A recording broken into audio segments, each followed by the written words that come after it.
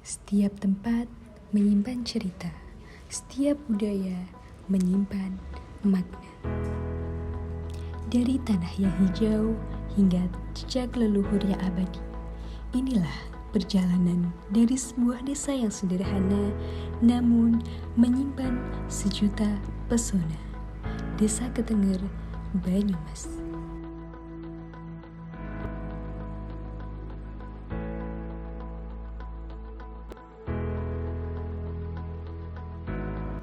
Mengenalkan ya, saya kepala desa Ketenger, Kecamatan Kabupaten ya.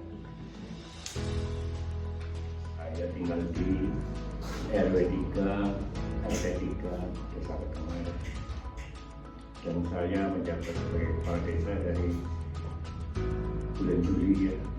Juli tanggal 31 dilantik jadi kepala desa dan mulai bekerja 1 Agustus tahun 2019.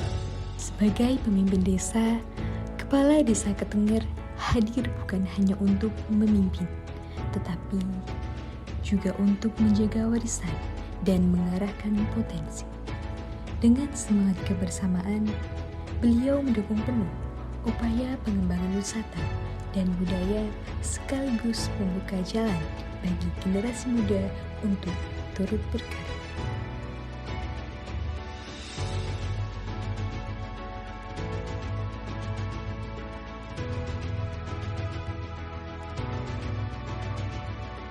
Curug Bayan dengan aliran derasnya. Dari pandangan udara, Desa Ketenger memamerkan keindahannya. Curug Jenggala dengan pesona air terjun yang eksotis. Curug Guntung tersembunyi di balik rimbunnya pepohonan. Tirtasena, destinasi wisata air yang menyegarkan. Pancuran Pitu, sumber air panas legendaris yang dipercaya memiliki nilai kesehatan sekaligus daya tarik spiritual.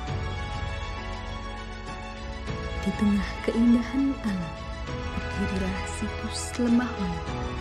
Tempat ini bukan sekedar tanah, melainkan warisan sejarah dan spiritualitas leluhur. Sebagaimana dijelaskan oleh Ketua Keluargaan Adat Bapak Kuspono, Lemah Wangi memiliki filosofi mendalam. Ia adalah simbol kesucian, tempat perenungan. Baik, Assalamualaikum warahmatullahi wabarakatuh. Rahayu, perkenalkan saya Kuspono. Saya sebagai Sekretaris Desa Ketenger, juga sebagai Ketua Keluargaan Adat Lemah Wangi. Ingin saya ceritakan sedikit tentang asal muasal nama Desa Ketenger. Jadi konon diceritakan dari cerita atau legenda yang dipercayai masyarakat Desa Ketenger bahwa dulunya itu ada sebuah cerita. Bermula ketika ada huru-hara di Kabupaten Banjar Pertambakan. Kalau sekarang itu adalah Banjarnegara. Sehingga Sultan Demak itu mengutus para sunan untuk menyelesaikan permasalahan itu. Terus kemudian singkat cerita, setelah penyelesaian huru-hara itu selesai, kemudian para sunan itu melaporkan kembali kepada Sultan di Demak, terus kemudian melanjutkan sebuah perjalanan itu ke arah barat. Ya, tepatnya adalah di lereng selatan Gunung Slamet. Di Banjar Pertambakan itu mengenal seorang pemuda, yaitu Raden Joko Wenang. Beliau berkenan mengiringi perjalanan beliau untuk menuju ke lereng selatan Slamet. Singkat cerita, sampailah beliau di lereng selatan Slamet. Beliau mendapati seorang Brahmana yang namanya adalah Eyang Resi Dadap Gorawisesa.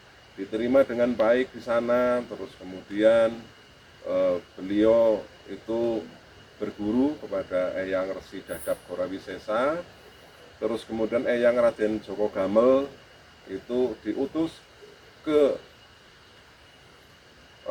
Kalipagu sekarang, tepatnya adalah di Paturnangka. Beliau mendirikan sebuah padepokan. Itu yang dinamakan Padepokan Supit Urang. Terus para sunan itu melanjutkan untuk berguru kepada beliau, berguru tentang ilmu politik, ilmu kadigdayan, ilmu pengobatan dan sebagainya. Dan suatu ketika beliau Eyang Resi Dadap Gorawisesa itu berwasiat kepada Eyang Kiai Nur Hasan untuk meneruskan padepokannya. Jadi yang awalnya padepokan itu berkepercayaan Hindu, terus kemudian diteruskan oleh Eyang Kiai Nur Hasan untuk menjadikan sebuah padepokan yang bernuansa Islam. Terus kemudian beliau ini mendirikan sebuah padukuhan. Karena berawal dari padepokan Tenger itu kalau sekarang dikenal dengan Batur Kedawung. Terus kemudian di sana karena banyaknya yang datang sehingga banyak sekali dari berbagai penjuru, terus kemudian membuat pemukiman-pemukiman di sekitar padepokan, sehingga pemukiman itu dinamakan Ketenger. Itu singkat secara awal mula nama desa Ketenger. Salah satu wujud kecintaan masyarakat terhadap alam adalah tradisi merti bumi. Sebuah ritual syukur, penghormatan pada bumi, dan doa agar desa selalu dalam keberkahan. Merti bumi bukan hanya upacara adat, melainkan cermin kearifan lokal. Bahwa manusia hanyalah bagian kecil dari alam semesta. Melalui tradisi ini, masyarakat Ketenger menjaga harmoni dengan lingkungan sekaligus melestarikan budaya leluhur agar tidak punah ditelan zaman.